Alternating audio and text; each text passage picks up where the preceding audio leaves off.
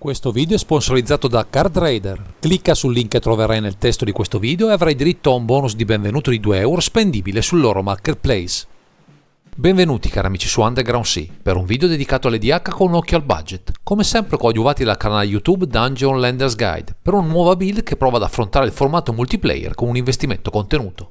Dopo aver lambito i colori Jeskai, ci dedichiamo a quelli Simic, sfruttando però una combinazione di carte a partire da una creatura che grazie alla sua abilità background ci permette di avere oltre a un secondo colore un pool di abilità aggiuntive. La combinazione offerta con questa seconda carta ci permette di valorizzare il tema dei segnalini al meglio, pur mantenendo un approccio a questa build economica, approfittando di queste meccaniche molto presenti e molto potenti, soprattutto nel nostro color pie.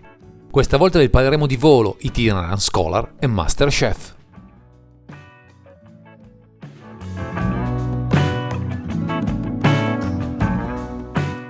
Abbiamo a che fare con una coppia di carte leggendarie che all'apparenza non sembrano molto sinergiche tra loro, ma nell'ottica di valorizzare creature, anche molto diverse tra loro, e segnalini, ci offrono una base di grande potenziale, ma andiamo con ordine descrivendo le loro rispettive caratteristiche. Iniziamo da Volo, Itinerant Scholar, che con 3 mana, 2 generici e 1 blu, abbiamo un mago umano con forza 2 e costituzione 3, con 3 abilità, di cui una background necessaria per abbinarlo al nostro Master Chef. Nella prima abilità abbiamo, quando Volo entra nel campo di battaglia, crea Volo's Journal, una pedina artefatto leggendario in colore con antimalocchio e, ogni qualvolta lancia una magia creatura, prendi nota di uno dei suoi tipi di creatura che non è stato annotato per questo artefatto. Mentre nella seconda c'è, paga 2 mana generici e tappa, pesca una carta per ogni tipo di creatura annotato per il permanente bersaglio che controlli chiamato Volo's Journal. Passiamo ora a Master Chef che con 3 mana, 2 generici e 1 verde abbiamo un incantesimo leggendario di tipo background, utile per abbinarlo a Volo nella zona di comando, oltre a un'abilità.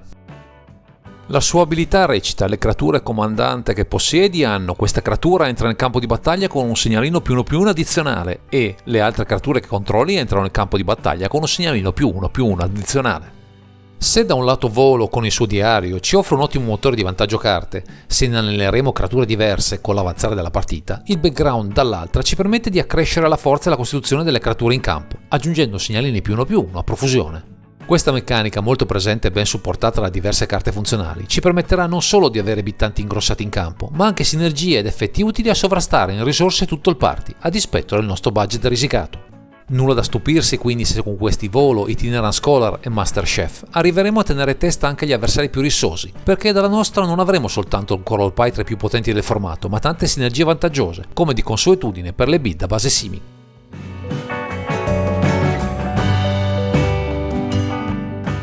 Con le finalità proposte dalla coppia composta da Volo, Itinerant Scholar e dal suo background Master Chef, cercheremo di miscelare sapientemente i segnalini +1/+1 con il card advantage offerti dal nostro curioso mago umano e dal suo diario. Di base punteremo una serie di creature, come ad esempio Manalgorgia Hydra e Renata Khaled the Hunt, che interagiscono al meglio con la meccanica dei segnalini, gonfiandosi nelle statistiche ma offrendoci in cambio anche qualche vantaggio in termini di value. Un esempio di questo genere lo abbiamo con Phantom Mage, che ci offre un ottimo motore di card advantage, oltre a quello curioso ma efficace del nostro generale, che con Volo's Journal e i tanti tipi creatura presenti nel mazzo ci permetterà di pescare molte nuove carte. Poi ci sono alcune chicche come Forgotten Ancient che ci permettono di spostare in modo sapiente i segnalini accumulati sulle creature, così da rendere meno efficaci le rimozioni avversarie, ma anche più funzionali alcuni pezzi pregiati come Phantom Mage appena citato. Ci sono poi strumenti come Loyal Guardian che riescono a distribuire agevolmente nuovi segnalini sul nostro board, ingrossandolo anche di molto, rendendo ogni nostro piccolo enabler sempre più forte e convincente, anche a dispetto di un budget non certo elevato. Infine, nell'ottica di risultare vincenti anche senza tanti attacchi, con Tantek Observer e la combinazione delle meccaniche Toxic e Proliferate proviamo a sfruttare un mix letale che può anche farci vincere al volo senza troppe combat andate a segno.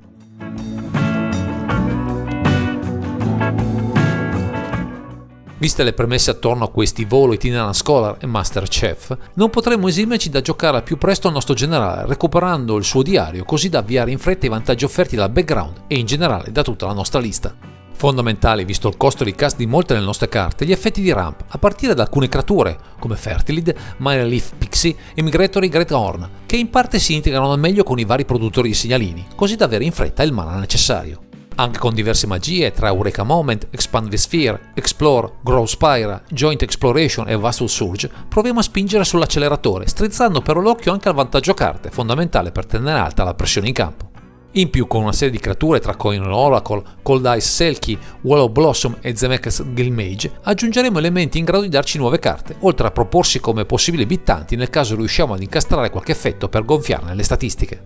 Anche bittanti poco impattanti, con il supporto di creature come Cultivator Blades, Eldraids, Farrunner e una magia del calibro Golden Ratio e Urban Evolution, saremo capaci di gonfiare il board a dismisura, così da aggredire tutto il party in un solo colpo. Per rendere ancora più incisive le nostre combat avremo due tech, Dark Shell Crawler e Scathing Spy, per dare travolgere e volare alle nostre creature che hanno sopra dei segnalini, rendendo il focus del mazzo un valore aggiunto per vincere anche in condizioni non ottimali.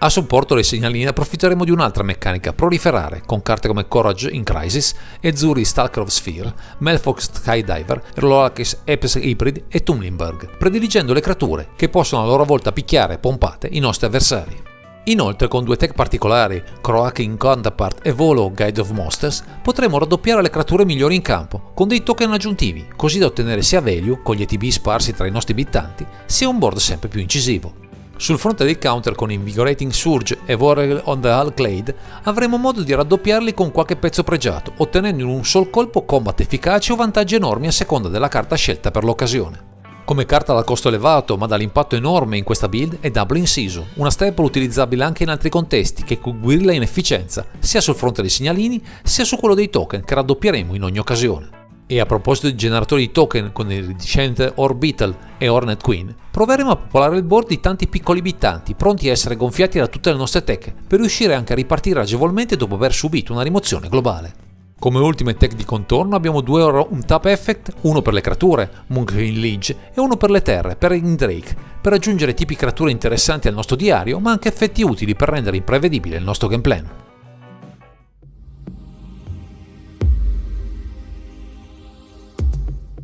Visto il piano aggressivo costruito attorno a Volo e Tyranna Scholar con il supporto di Master Chef, è chiaro che dobbiamo anche preoccuparci di replicare le risposte avversarie, per non soccombere prima degli altri appena avrà capito il party le nostre intenzioni. Le prime scelte ricadono su delle protezioni, come Planar Incision, Plaguecaster Froglying e Snakeskin Veil, che possono salvarci un pezzo pregiato, magari offrendo anche ulteriori segnalini perfetti per il nostro gameplay principale. Con il blu a disposizione proviamo a rispondere con qualche counter, Exen Capture, Fuel of Chaos e Negate, cercando tra le soluzioni che si integrano comunque con le meccaniche del mazzo, scovando carte atipiche ma allo stesso tempo funzionali. Con le rimozioni andiamo a scegliere quel che il color pie ci permette, con Acid Slime, Smell Fear e Dragon Predator, non disegnando pezzi che possono o in campo o con effetti secondari valorizzare il resto della lista.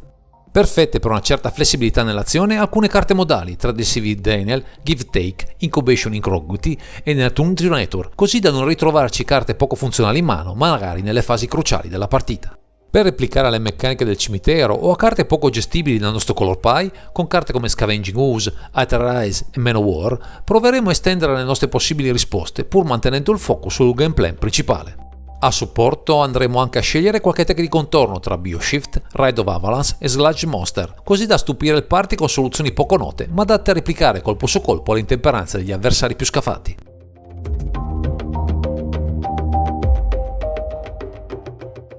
Nonostante il nostro duo composto a Volo, Tyranna Scholar e Master Chef ci offra sinergie e tech intriganti, con un budget ridotto non siamo di fronte a un mazzo incapace di evolvere, anzi, proprio in virtù della diffusione di certe meccaniche molto presenti tra segnalini e puro veglio nel nostro color pie. Ad esempio, grazie a una carta iconica Mind of a Matter, potremo, in sinergia con il generale e il suo diario, creare una combo infinita, stappando il comandante così da ottenere i loop necessari per pescare tutto il mazzo, trovando così qualche modo per chiudere. Per massimizzare i segnalini, con Veozolit avremo uno strumento ideale per accumularli e spostarli a piacimento, trasformando la morte di una nostra creatura in un benefit enorme nelle giuste condizioni, trasformando una singola creatura ben presto in un imbittante esagerato.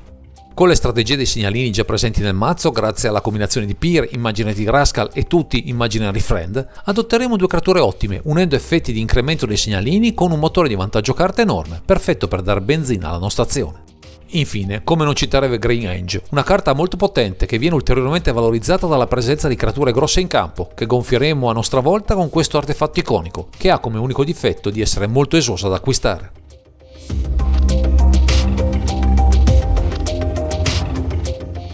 Siamo arrivati alla conclusione di questo primer, dedicato a questo Volo Tyranna Scholar abbinato al suo background, Master Chef, per una lista che prova a spingere l'acceleratore sul veglio e sulla potenza in campo, a dispetto di un budget contenuto e di una pletora di creature tutte diverse tra loro. Ringraziamo Dungeon Landers Guide per averci offerto l'opportunità di collaborare a questo video e non mancheremo di ripetere questo tipo di contenuti certi di fare cosa gradita ai nostri cari ascoltatori.